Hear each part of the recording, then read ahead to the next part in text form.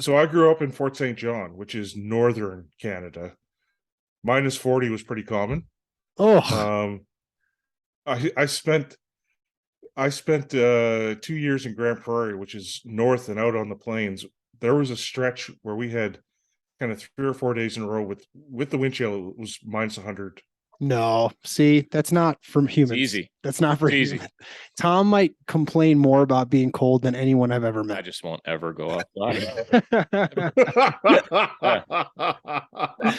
I can't even imagine what that must feel like. I would want to feel it though, but I mean, For a second. You'd want to feel it for a what second. is it? I mean, there's stories of like your eyes freezing, right? When it's that cold, right? Isn't there something? Yeah, it can get pretty nasty. This said exposed skin freezes in 3 seconds. Don't let your pets out; they won't come back. That kind of Oh, stuff, right? Dead. That's a no for me. When it gets below 0, Tom doesn't like to go outside. Below 32 Oh, below 32. or below 50 with any wind. But now you're Standards are a little too high. I know. you're in the States now, aren't you? No, I'm living in Victoria, British Columbia, which is just off Vancouver. It's Oh, on nice. Vancouver Island, just off the coast. How are you guys doing this winter? You know, we have, because it's an island, we get pretty mild winters. It rarely gets below freezing. We actually had a bit of snow this year, so we get snow about every third year for a Oh, few man. days. We're getting hammered. Yeah. This has been the We're worst. almost, Yeah. almost done. We're almost through. Yeah, I'm originally from Chicago, and those winters are because you're right on the lake. You kind of get that bone Yeah. chilling, humid freezing, That's terrible. and so yeah, this year's been kind of Midwest, to be honest with you. I have listened to you on a few other podcasts, and Okay, I kind of wanted to just start you out with a hardball. Uh-oh. that works. Perfect. All right, so I'm going to use a hypothetical fire department. We're both firefighters, and we have seen, Nice. yeah, we've seen kind of the good and bad of leadership, and Yeah. had varying degrees of trust with our administration. So I'm going to use a hypothetical department where the morale is like a dumpster fire on like a trash barge. How would you suggest that the rank and file, because you've worked with Canadian military out in Afghanistan, and I'm sure you've seen situations much worse than this hypothetical fire department, but morale's really low. You have leadership that Yeah. has been allowed to rise up in the ranks, regardless of how terrible they are. And the line kind of feels lost, and it's full of great people who are willing to go to the ends of the earth for the mission, but the people who are in charge just consistently break the trust of the people that are below them. Like, what would be some Yeah. suggestions you might have? Wow. You're right. That is a hard question. I mean, people, you have a lot more than just. Oh, that was a great show. Yeah, have a good one. So I knew it was great people when you told me you were firefighters, right? I mean, it's a group of folks who put themselves at risk to protect others. The challenge is that a lot of times we're seeing more and more leaders, because of the structures that are in place, the context that we're embedded in. We're seeing more and more people rise to leadership positions who really don't give a crap about anybody but themselves. Why do you think that is? I mean, that kind of mirrors society, right? I mean, I think society's gotten a little bit more selfish in the last few generations, right? I mean, less service oriented, right? Yeah. You don't see many people shoveling their neighbor's, driveway anymore, right? It's like, I got mine. That's it. Well, for me, trust is a combination of uncertainty and vulnerability, right? And uncertainty times vulnerability gives us a level of perceived risk. And there's a threshold of risk that we're comfortable with, each of us. And if we go beyond that threshold, we don't trust. And if we're beneath it, then we do. And so what that means is that if uncertainty is high, then vulnerability has to be fairly low. And as that relationship gets deeper, the range of vulnerability we can tolerate starts to grow. So people who are stepping into leadership roles more and more tend to be those who aren't as concerned about the people that they live with, the people that they love, the people that are surrounding them. They're more concerned with their own self-interest because they're not as vulnerable.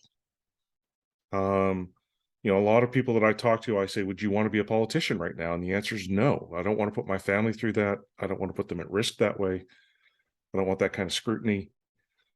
And so we haven't done a great job of defining what excellence is in terms of leadership, and it's a moving target right now. And uncertainty is bouncing all over the place for us. You know, our vulnerability hasn't really gone down, but we're more uncertain than we've been in decades. And it's, you know, we look at cultural changes in norms and values, we look at pandemics, we look at climate change, we look at all of these things, and it feels like the rules are shifting in a really rapid way. And what makes a great leader now is not the same thing that made a great leader a decade ago or 2 decades ago. All right, can you define that a little bit? Like what do you think made a great leader a few decades ago then? What were some things that they did well? Well, they were able to sort of harvest resources, to put people in positions to be successful, but there was more of a command and control structure. They were able to kind of look forward and say, this is the direction we're going. And there was more of a mindset from most of us that they knew what they were doing and we're headed in the right direction and we were going to move that way. We're seeing less confidence now in leaders, because the future seems so unstable, right? We're seeing the rate of change is so pronounced that what makes a great leader now is getting everyone to pull in the same direction, collaboration, shared problem solving. I think leadership is becoming something that is no longer a single person sport. It's got to be a team of folks who are pulling together. I believe the more senior we become, the less direct control we have over outcomes. The more we rely on the people. You know, your leaders are not the ones going into the fire. Their success depends on what you do, and their goals and objectives completely depend on the people that they're leading. Some leaders don't get that. Yeah, I feel like some leaders, maybe this hypothetical thing you're talking about, it's like, I've got these goals. I want this ship to go this way. And like you said, it's entirely dependent on the crew on the ship. But when they don't, when the ship doesn't reach its destination like they wanted, it's not like, well, how can I figure out how to get the crew on the same page? How, you know, what's the problem here? It's no, the crew's the problem. Crew's the problem. Just right. We're still going there. Keep doing what you're doing. You're not doing what you're doing. Get out of here. I don't know, you know. Well, I think if I can kind of summarize, there's no dependency on I guess there's no appreciation for, like, if I'm going to really get what I need done as a leader, I need the lowest guy in this organization to be a top performer, and I need to make him feel that way too. It seems like what you're saying is that if you want to be a successful leader, you need to create stability within your organization so that everyone kind of knows where the ship is going. And if I do this thing, then this thing happens. But what I see happening at least in the fire services, the rules are changing every day. And so people just are like, well, why try if every time that I, try and do something, I'm either getting reprimanded for it, or I need to look at, for us, it's like we have a different boss, kind of every day with our staffing model. We have one chief, obviously, but who is it, and how do I need to act to make sure that I am achieving the objectives that this person finds important, as opposed to this common mission that we're trying to push forward. Yeah, and that's a recipe for the worst possible environment, right? Because I've just said that it's uncertainty times vulnerability. Well, the vulnerability doesn't change for you guys. Our vulnerability at work, you've got a heightened version of this because you're firefighters, but our vulnerability at work includes, it's where we get paid, but it's where our friends are, it's where our aspirations are, it's how we pay the bills, it's where our vision of the future lies. There's a lot of vulnerability bundled into where we work. And so if uncertainty starts fluctuating all over the place, say with a new boss every day, or the rules are changing all the time, that becomes very, very uncomfortable really fast. And what we start to see then is people trying to find ways to feel less vulnerable, right? They start to disengage, they start to look for other alternatives. The thing that keeps them there is their colleagues and their friends. But they'll start to try to distance from that as well, so that they're not quite as vulnerable. And would you say they're maybe a better word might be they're looking for stability, right? Yeah. And yeah, so they're trying to suppress that uncertainty. Environment. Yeah. And so, we need to be more intentional than we've ever been in terms of building trust. It means that, uncertainty comes from us as individuals, and it comes from the context that we're embedded in. And so it's not just the individuals that you're dealing with, but it's the rules for the organization. And if those aren't clear, then everyone's kind of really unclear, uncertain.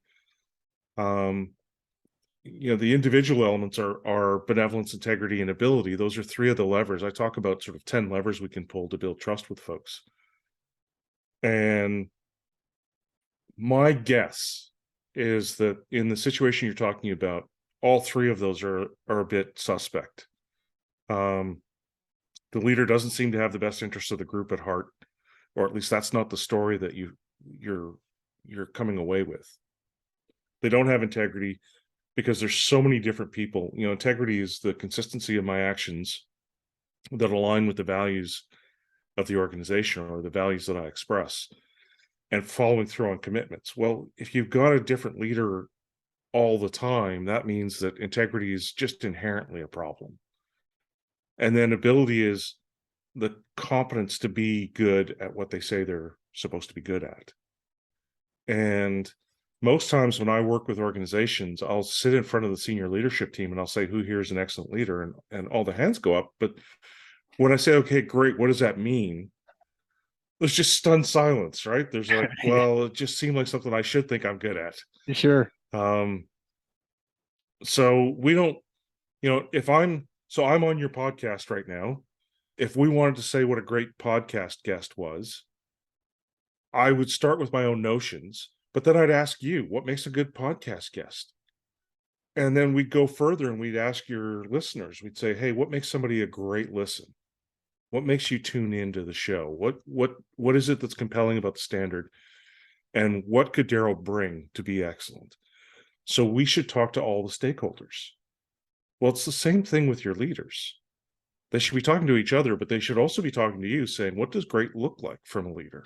Yeah, one thing I think in the fire service is when leaders of organizations seek feedback, it's usually never from the actual members of the organization. Like let's do a poll of see, let's hear from every member of what they think of the leadership, what they think need more of. It's always, well, what do the citizens say? What does city council say? What do our bosses say, for the leaders? Mm-hmm. And the best, I had a training chief years ago, and he's the first one that introduced to me the 360 eval, asking your peers to tell you like what they need to do. Same rank peers, the men and women you serve, asking them. That has by far been the biggest, I think, resource and help for me as a leader, and I've seen help other people, is you get that feedback from people that you supervise. That's a different story rather than feedback from your boss. Yeah, and we need it from multiple places. Now, if we switched and thought for a minute about the leader's perspective, I'm experiencing this with a lot of different leaders. because uncertainty is so high for them as well, right? Because there's external things that are fluctuating all over the bloody place. They're uncomfortable being vulnerable, which means they're uncomfortable admitting that they don't know something, uncomfortable trying new things and making mistakes. One of the big challenges is that I become a new leader. There's things that got me there, but those aren't the things that are going to make me great in the next role. And I need to let go of the things that I'm good at that got me where I am and step into those new roles and responsibilities, those new challenges that I'm facing. But as soon as I do that, I'm inexperienced. I'm going to make mistakes. And in a highly uncertain environment, they're struggling badly with that. I don't know if it's necessarily all the leaders' fault, though. It's I like to think of morale as like mental health, that if you are, it's not your fault, but it is your responsibility. And I think you hit kind of on that in your book, that and Tom's my boss at work. And so sadly, he's upset about it, but too bad. But if I see an issue at work, it's not necessarily Tom's job to fix it or our battalion chief's job to fix it. I think we all need to, and this is another thing that I'm seeing personally, is we're not taking enough responsibility to fix the things we can. We're just complaining about how our bosses aren't fixing the problem. And so to take a little bit of personal responsibility of, hey, I know this policy is bad, or I know that we're not super happy with the way things are going, but it's like, what can we do to fix the problem? Right. Well, and so part of this is, one of the things I find really powerful is shared vocabulary. So if we start talking about things like benevolence and integrity and what does excellence look like in my role and in other roles within the organization, what is the context? Because those are the elements of uncertainty, right? The three levers around us as individuals, but also understanding the context. So as Tom evolves in his leadership capacity and roles, the rules for him change. And to the extent that he's able to explain those to those that he's leading, it reduces their uncertainty about him. And part of the challenge we face is we interpret the world through stories. And if Tom has 10 people that report to him, there's probably 6 or 7 different stories about why he's doing what he's doing, or what's going on with leadership, or the unit itself, where the issues lie. And so part of our challenge is creating a shared narrative and creating an environment where we can actually have conversations. That seems like it's getting harder and harder with the with those conversations, because I mean, if you want to talk about vulnerability, it's like, I feel vulnerable even having tough conversations, because I don't want to be, canceled, or I don't want to offend someone. And then it's like, well, I might not be offending someone now, but in 5 years, something I say, now could be considered taboo.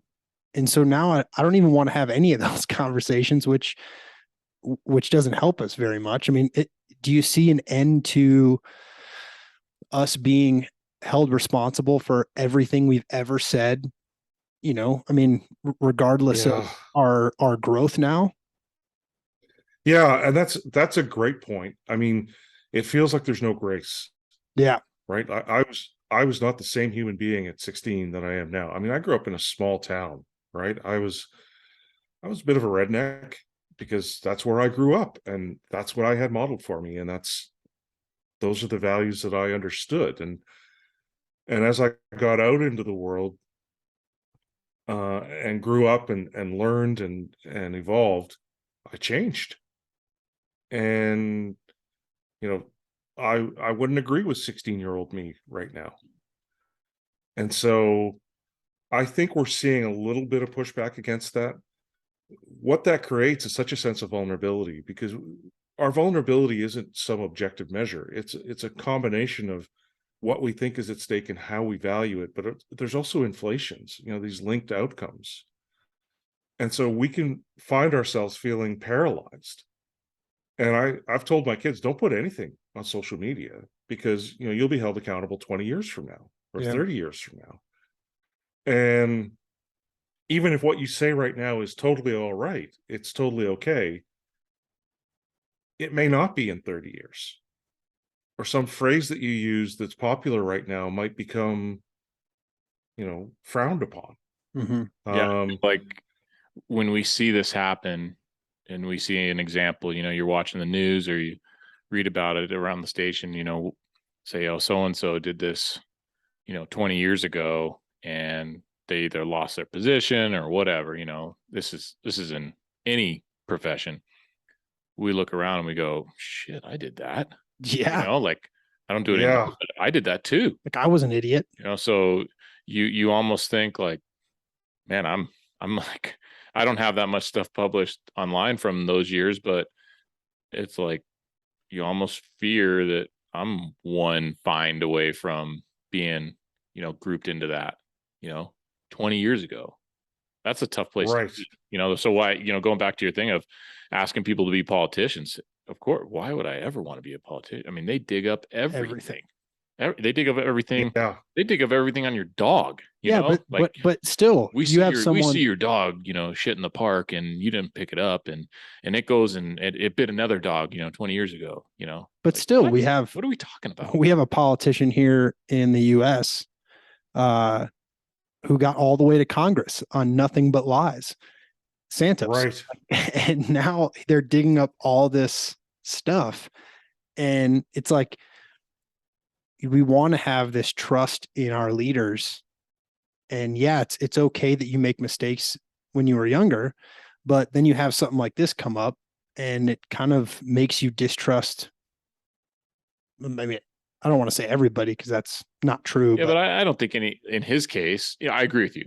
But in his case, he doesn't deserve grace. But in other cases where, like you're talking about, this happened when I was 16. But how do you make that delineation between because those are like two ends of the spectrum?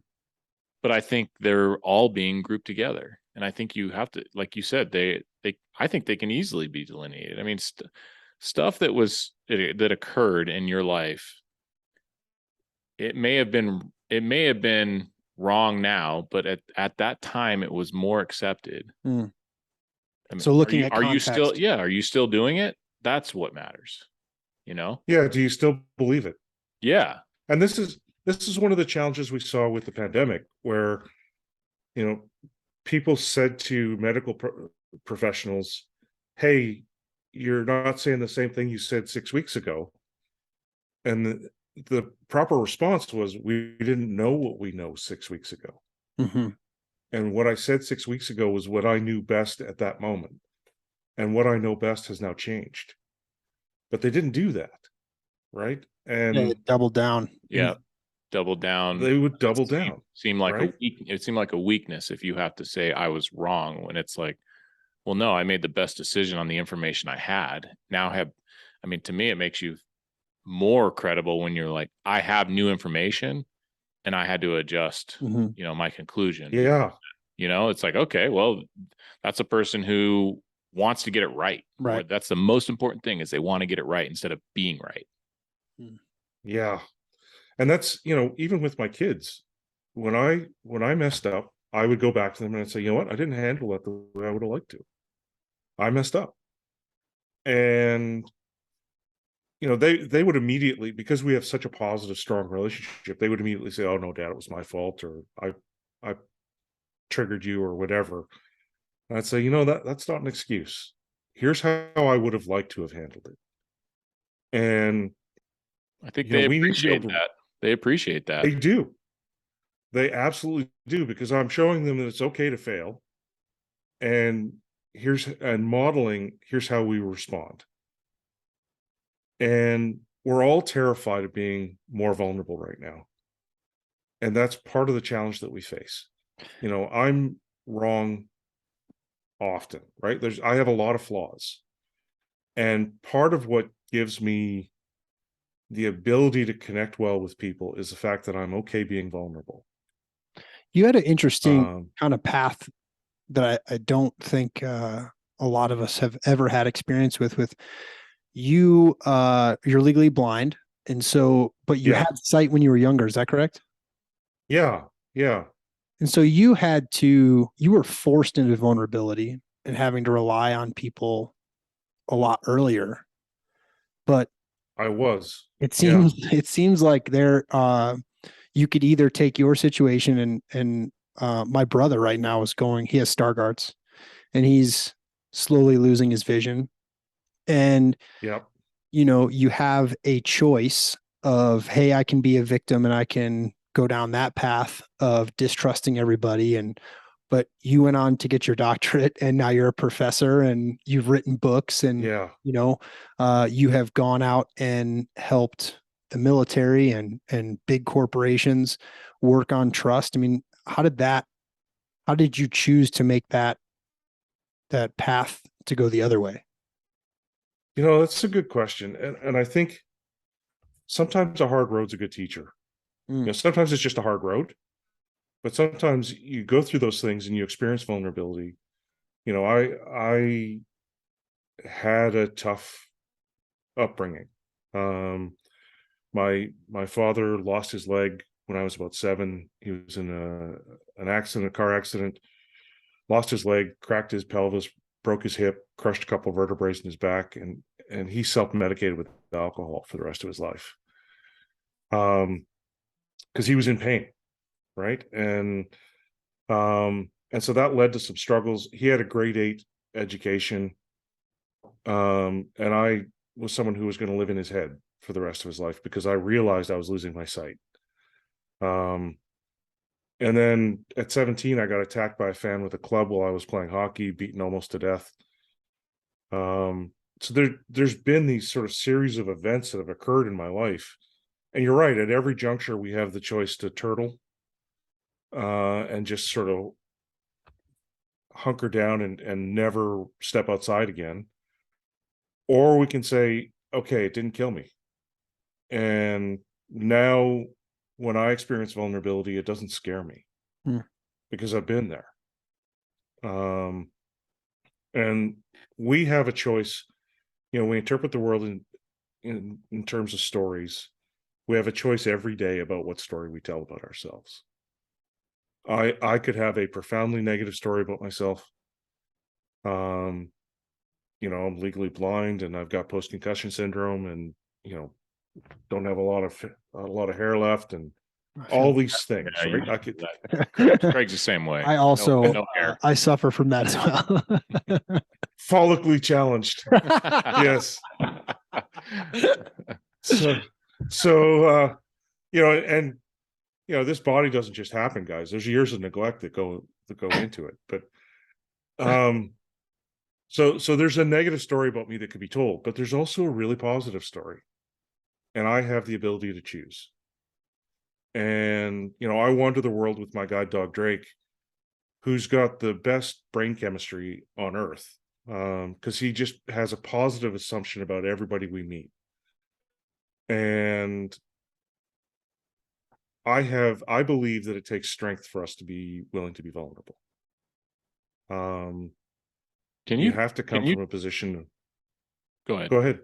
I was wondering if you could talk about your dog Drake, and you said his chemistry, and immediately I thought of, man, to live life like a dog, right? Always happy, so forgiving, just loving life every day, right? That's what that's what I see in my dog.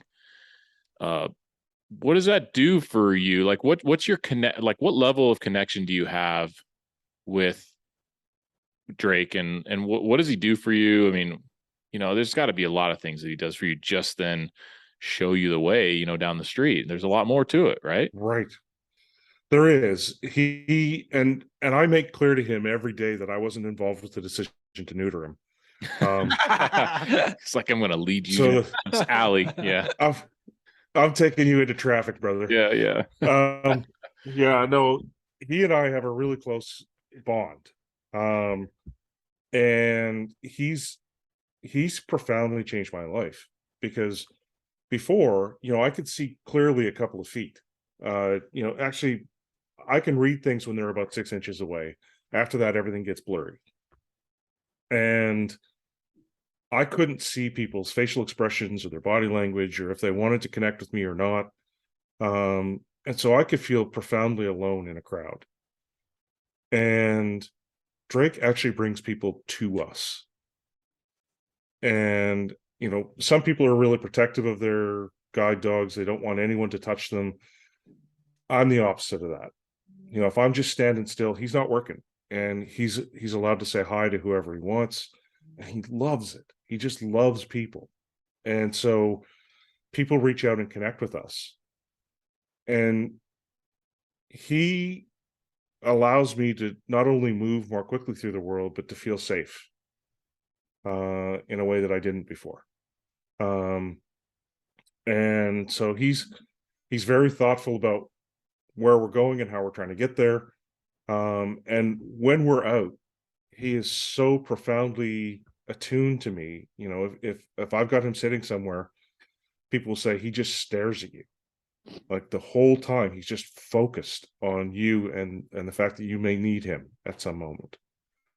And so there's a profound connection there. And it also allows me to, because people see us and they recognize, oh, this guy's got a visual impairment. And so they engage in a way that they don't normally. The dog, I think Drake, and so Drake allows them to do that. I think he does. I think it makes it more, the situation more approachable for sure. Maybe, you know, maybe I figured it out. Well, maybe what we need in our hypothetical fire department is we need some dogs up there as leaders. They might do a better job. we need some Drakes. We need some Drake. Chief Drake. Can we borrow Chief Drake? Yeah, there you go. Well, we would definitely be happy to come visit. That's awesome.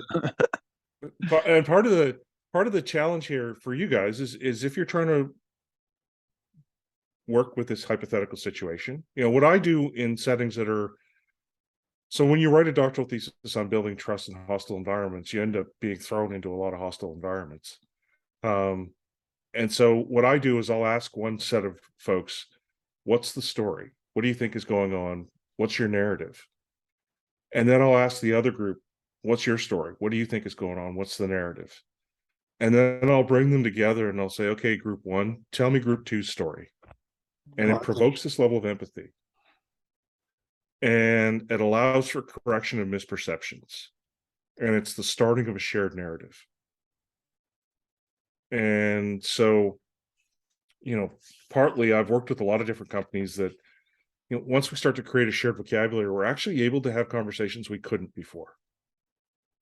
Because when we start talking about uncertainty and saying, okay, so I don't really understand, you know, maybe you don't understand how Tom's evaluated, or who's paying attention, or what the rules are for his role. Once he starts to explain that, it becomes easier to understand some of the decisions he makes and his thought process that's going into it. And once you understand how he's being evaluated, it creates the opportunity for you to start to show benevolence as well. Right? So a lot of times what I do is I'll give them a template for a conversation. And I'll say, okay, we're gonna talk about trust, you know, which is something we don't normally talk about because it feels uncomfortable. But you would be able to say, well, we were talking to this guy, Darryl, and he said that trust is the willingness to be vulnerable. And it's got this combination of uncertainty and vulnerability embedded in it. And it started me thinking about, hey, here at the station, how are we vulnerable to each other? You know, and for us to succeed, we all need to pull in the same direction. And when we get into a dangerous situation or where lives are at risk, we need to be able to really rely on each other, because not only are the people we're trying to save in danger, so are we if we don't do this right. It seems like in our profession, and maybe you saw the same in your experience with the military, but you're dealing with a lot of alpha type personalities where if you were to come into a firehouse and start talking about feelings and trust and vulnerability, I think it's a lot harder for those individuals to buy in, I guess, to that. So is there some other vocabulary you could use to have that conversation, but not necessarily come across as, for lack of a better term, like soft? Right.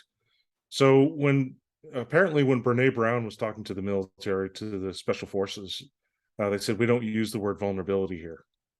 And she said, how about courage? Do you use the word courage? And does courage exist without some level of vulnerability?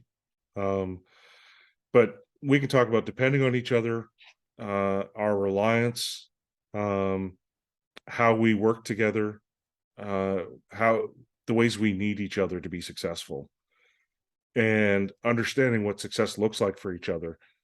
Because you're right, the vulnerability conversation is a hard one, and particularly for guys who are more alpha.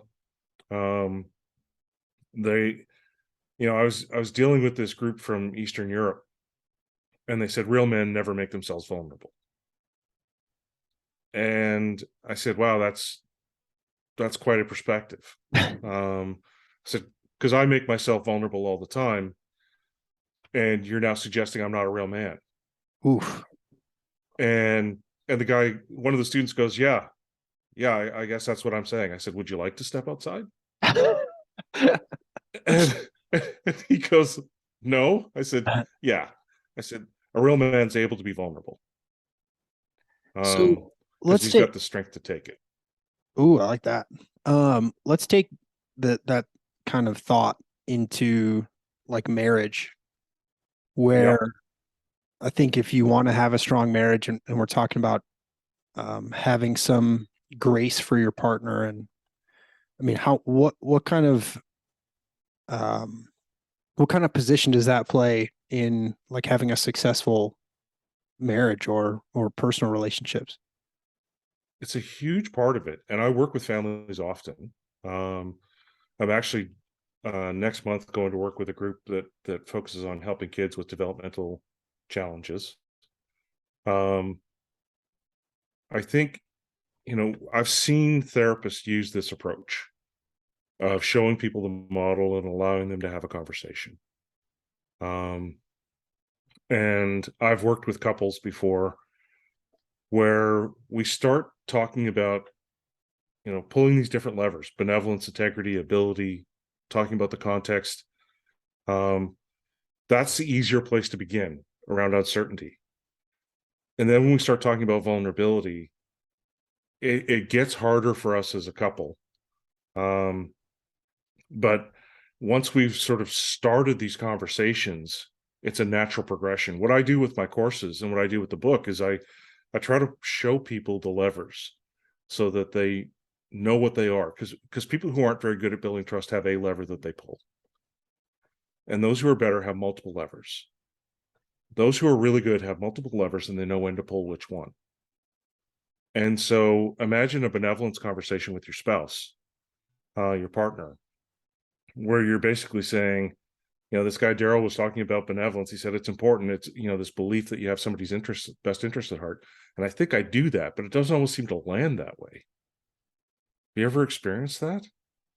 Yeah. And 99% of the time, yeah, right?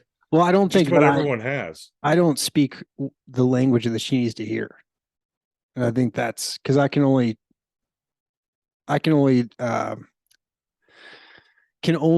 talk in a way that I understand, and that doesn't always Right. work for everybody else.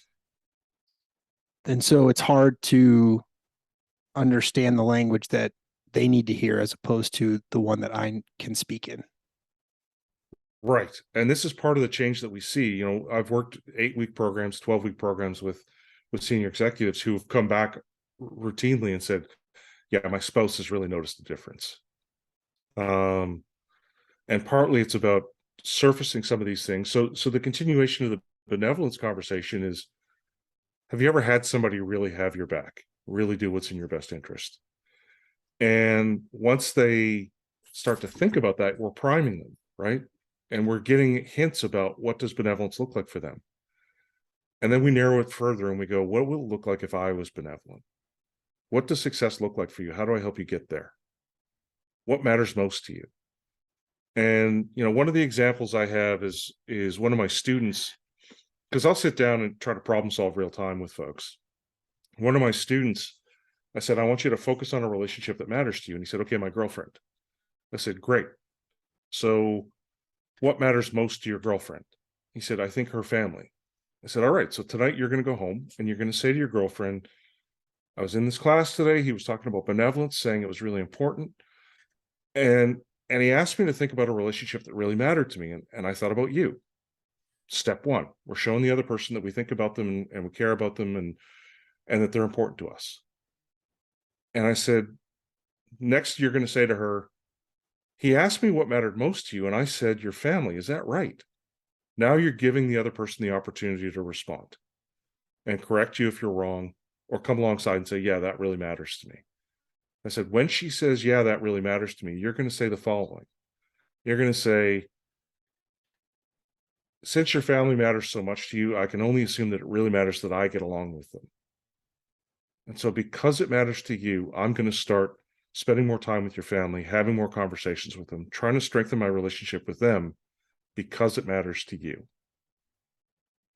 And I said, there's your template. That's the conversation you're going to have with your girlfriend tonight. And in my head, I'm thinking he's having a good night. What's that? Well, no, it just takes a lot of not only empathy, but a certain level of openness to be hurt by showing that you don't 100% really know what's most important to her.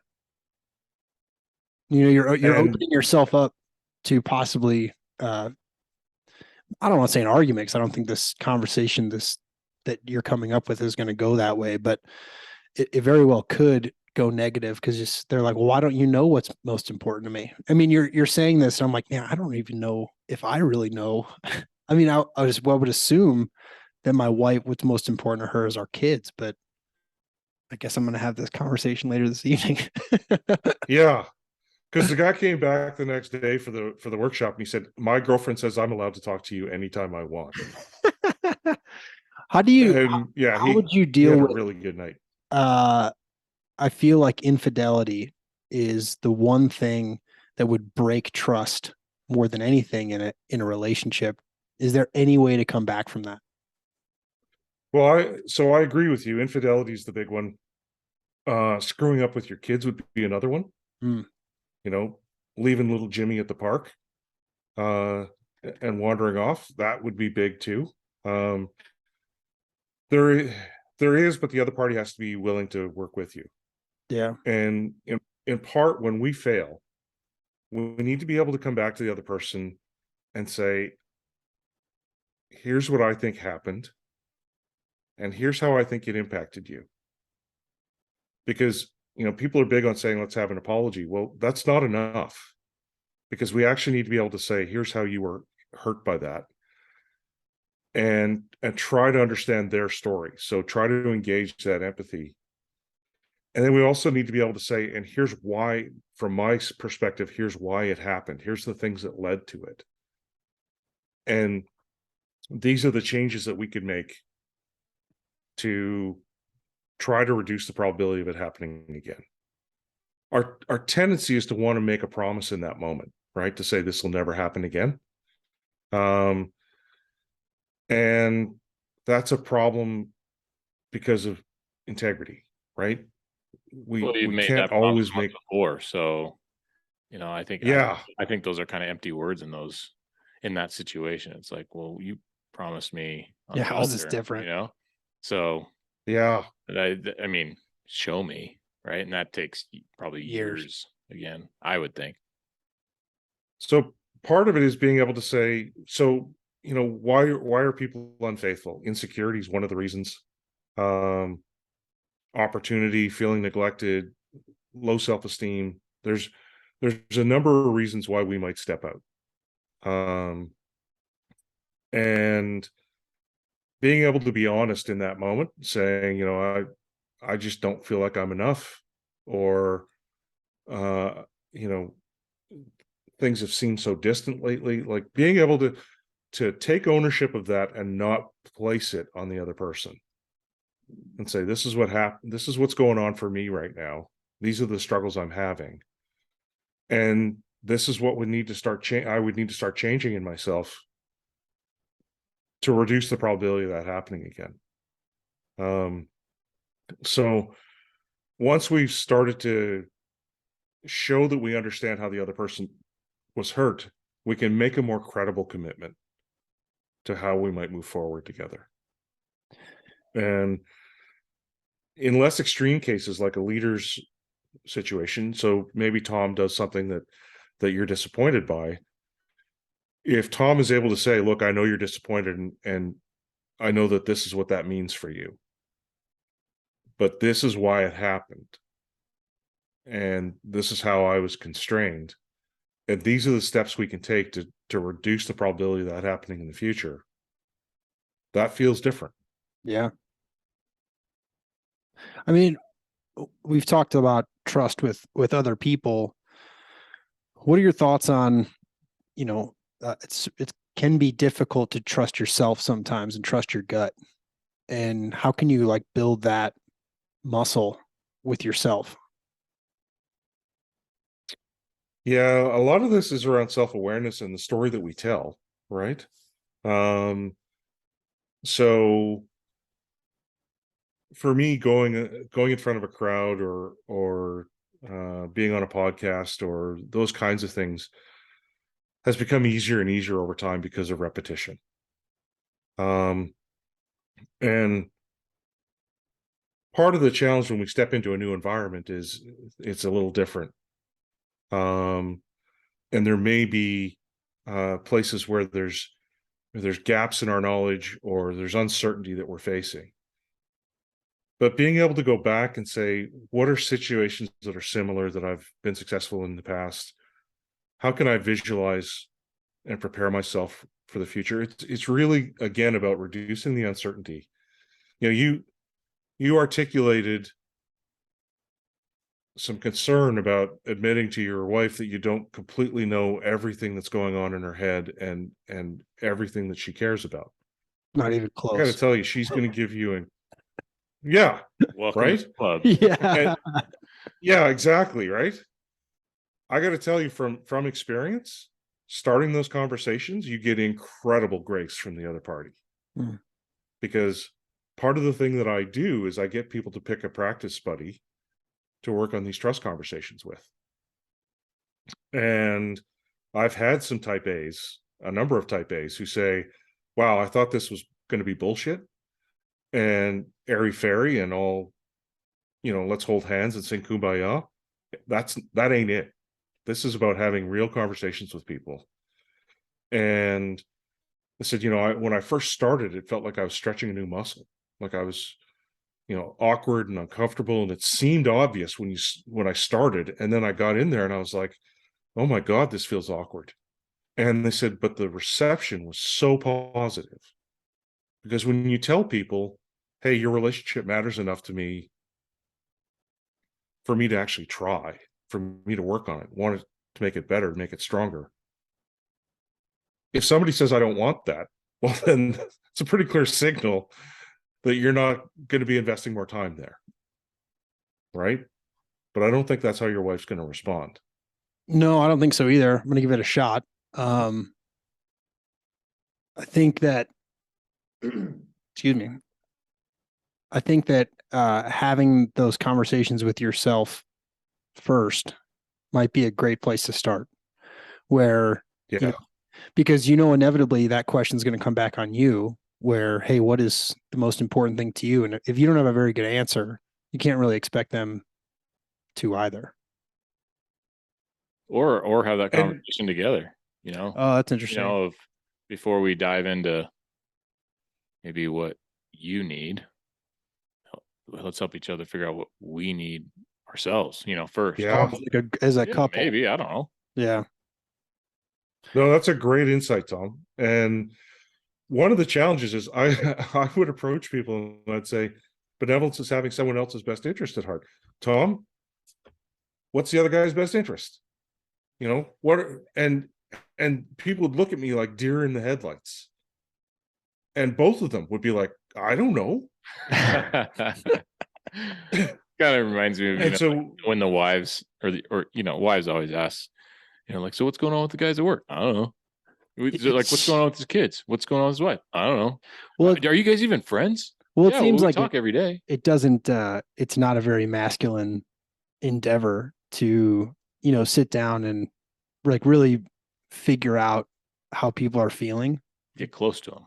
Yeah. Well, there goes the Yeah. vulnerability, right? Because then Exactly, they're going to ask you what's going on, and maybe things aren't sweet, right? Like maybe Right. things aren't right. Like let's take you as an officer. I think I don't want to talk about me. I don't want to talk about you either. But if I am being led by you and your personal life is a shit show, I think you might feel like, well, I don't want to take away from their ability to trust me because I have stuff going on at home that's not good, that you might not want to talk about that because you feel like that'll take away from your credibility, when in all actuality, like what Darryl was saying, is like that adds to your credibility because you're willing to admit and work on it. And like, and work on it. You want to find a solution. You don't want it to continue this way. Yeah. Asking for help isn't the worst thing. It's like, I think we've found that in some of our close relationships, that going to a close friend and saying, like, man, this is not where I want to be right now. How, you got any suggestions to get out of it? Like, I really do want to solve this problem. I think that helps way more than not even talking just about pretending it's not even there, Yeah. well, and I got to tell you, when we do these parenting courses, one of the real benefits is you get a group of parents together and they go, "Oh my God, it's not just me." Yeah. Because we don't talk about it, right? And people are all insecure that, oh, I am a terrible parent. My kid's a train wreck, and it's like, no, they're all train wrecks, right? Like, we're all just trying to cope. Yeah. And if Trying to we make it got through. together and had a conversation about it. I'm gonna put you on the spot. No. Yeah. No. Okay, go ahead. Go for it. I was just thinking about that whole like trusting yourself. And I think out of most people in my life, you might have the most like belief in yourself and the decision that you make. Like, Well, I hope it goes back to what Darryl's saying. I hope there's some, I hope when people say that of me, that they also think that I'm very I guess, or that my assessment of myself is accurate. Yeah, I think so. I think that's, where your deficiencies are. That's where maybe that comes from, is I do feel like I know my strengths, I know my weaknesses, I know what I'm capable of based on past experience, and I don't try to maybe overshoot or outkick the coverage, so to speak, So does that come from, like we said, it's like a muscle? Do you think that to get to that place of trusting yourself, you have to have all these past experiences, or can you?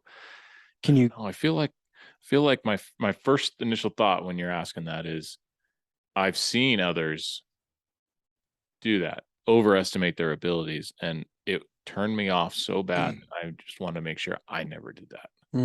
I don't know if that's a right way of looking at it or a right method of operation, but I've seen a lot of that, especially in our line of work. And it's like, okay, I'm not going to tell people that I'm this good and this good and this good when I'm actually not, Yeah, but you have like an ability to stand up for others that I don't think a lot of other people do. And to do that, to be vulnerable enough to step out on a limb for people, you have to have a certain level of like trust in yourself, right? Yeah. I mean, part of it probably I think it goes back to a real feel of like fairness and consistency across, the way people are treated, I don't know. Yeah. I mean, I do tend to stand up for people and take battles on when necessary, but I don't know. I don't know where that, is there, because I going back to even like my teenage years, I had a situation in high school where, like an administrator at our school had been fired, and I thought it was kind of messed up, and there was two sides to it. And I took a huge stand against that as a student at the school, So Darryl, is that like innate in people? So some of us are really protective. It's part of our personality. I had an older brother. Fort St. John was a rough and tumble place when I grew up there. And my brother and his buddies were some of the toughest guys in town in our age group. And I walked beneath their protective shadow. And I developed a real sense of, I don't like bullies. And if you want to trigger me and see me get angry, you'll pick on someone, right, that can't defend themselves. Or, if somebody starts messing with my kids, I become a different person. And, part of that is absolutely learned. We all learn and grow and evolve. Partly it's an individual trait that some of us have and some of us don't. And there are pros and cons to each of these things, right? So I can get blinded by certain things and respond in a way that may not be appropriate, right?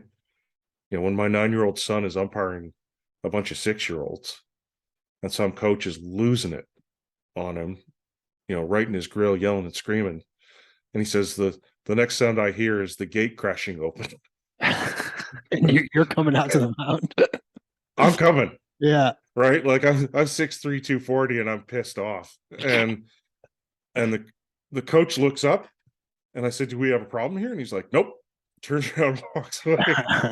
But that's exactly it. I think I'm gonna probably tag on to that and say I hate bullies. So it's like your protective nature. Well, it's just like pick on people that are weaker than you. That's the weakest thing you can do, Yeah. Like, you got a problem? It's cowardly. Like, it's totally cowardice. And I think when I see cowardice, it's like, all right, it's go time. And I kind of enter this different space. Yeah.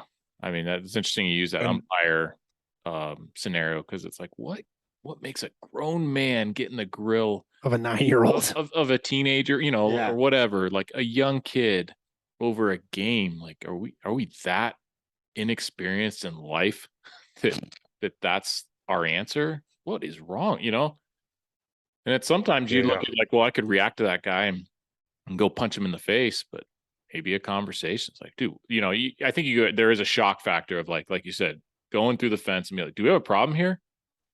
And then it may be worth a follow-up conversation. Like, man, what's going on? Like, why would you?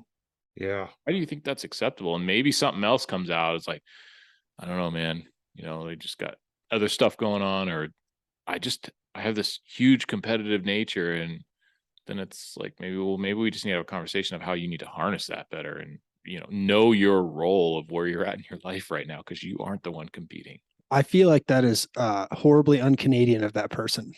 Because whenever I imagine the Canadians, obviously you guys all wrote mooses to the game. Meese, come on, man. Moose, plural, multiple moose. All right, you guys all rode moose there, and I would imagine that you guys be incredibly respectful. I feel like yelling at a 9-year-old is an American thing to do. Maybe.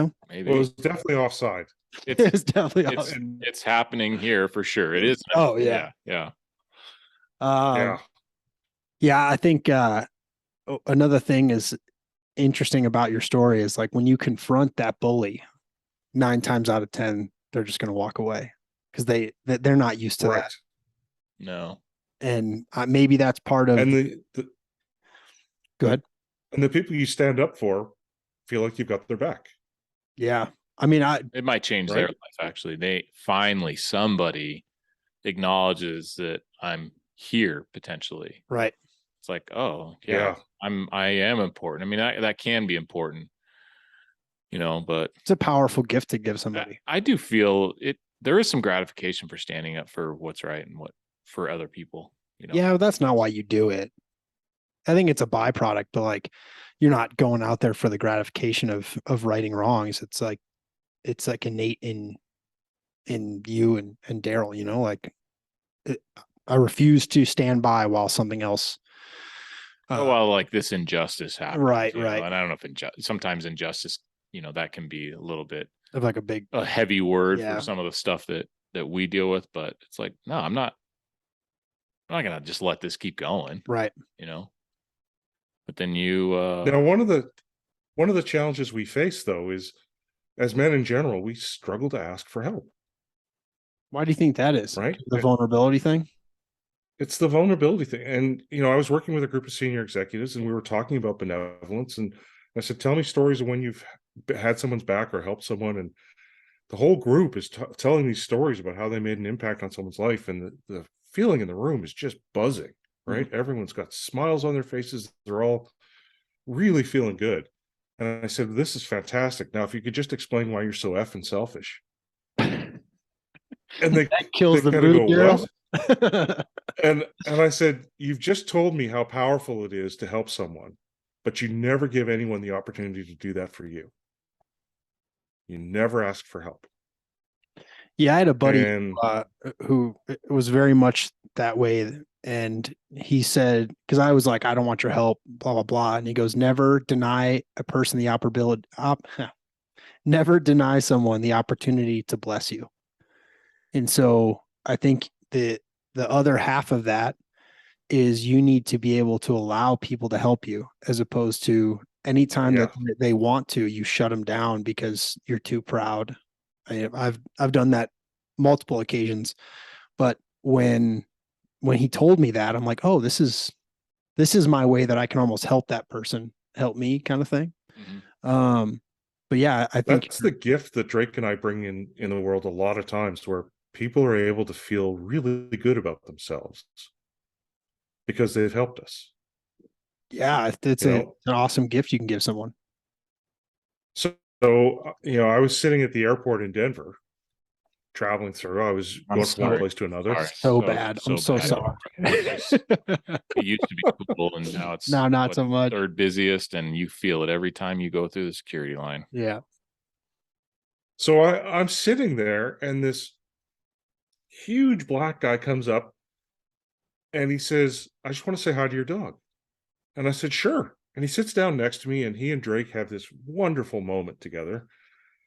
And his fiance comes up and she goes, "Come on, we got to go." He says, "I'm hanging out with Drake." and so he has his kind of 15-minute dose of Drake time. And then they get up and leave. And immediately this Mexican woman comes and sits down next to me and says, "I'd just like to say hi to your dog." And I swear to God, I had 5 people in a row. Every time the seat opened up, somebody else came and sat down next to me. And it was just this moment of stress relief for them, and this moment of giving, right? Where they were able to have this positive moment in the middle of the Denver airport, which can be a stressful place. And, we reciprocate a lot, where we're able to say to people, "Hey, I'm kind of stuck. I don't know exactly where I'm going. Could you give me a hand?" Or I just pause for a moment and look lost, which is not hard for me. And people will come up and start wanting to help, right? The world's actually a beautiful place if we're able to signal to each other and accept and give help in ways that are meaningful. It's awesome, Darryl. We really appreciate you coming on the show. You obviously have your book, you have your website. Anything else coming up or anything you'd like to plug? So I hope that people buy the book and not just buy it, but read it and start applying the concepts. You've read the book. You should share it with your wife. So you guys have the same vocabulary. People can go on the website, trustunlimited.com. There's lots of articles in the blog section. And I've got a masterclass that I've launched that talks people through some of these concepts and how to pull the levers that we talked about today. Awesome. Well, thank you so much. And give Thanks for having me, guys. Give Drake a pat on the head for us. Give him a big T-bone steak. Just this is from Tom. This is from the Standard. He'd be like, "Man, I like this guy." Yeah, I like the Standard. Awesome. Thanks, Darryl.